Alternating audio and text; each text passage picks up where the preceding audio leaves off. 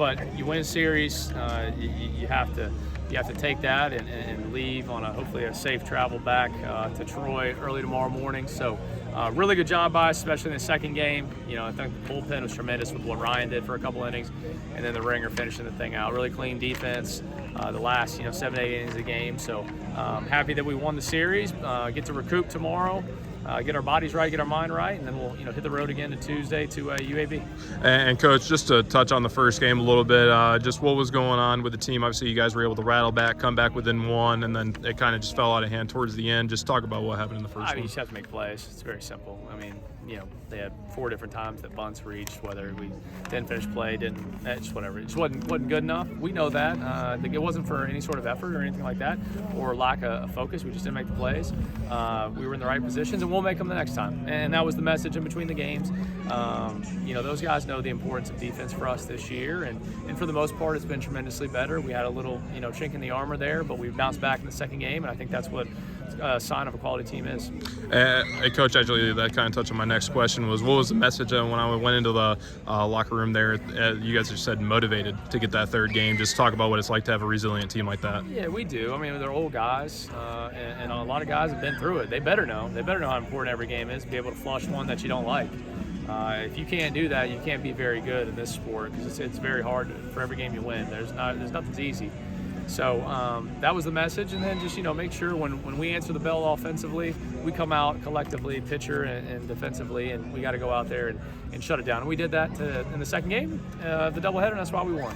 And Coach, game 2 of the doubleheader obviously saw two big bats. In particular, the first one was from Cobb.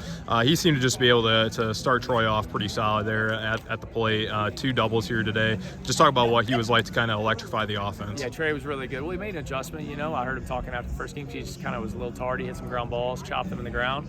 Made the adjustment in terms of his approach, and smoked a couple doubles there to right center. And then some good base running, from him, just scoring on all those mock hits after. And obviously Mock had a great day. And the part that excites me even more than the hits was just the good base running on the backside, high throws, getting in there, getting to the next base, creating more opportunities, more game pressure that you have to do on any team, especially a good team. And I thought ULM, they did a real good job. They pitched us incredibly well throughout the weekend. They assaulted the strike zone.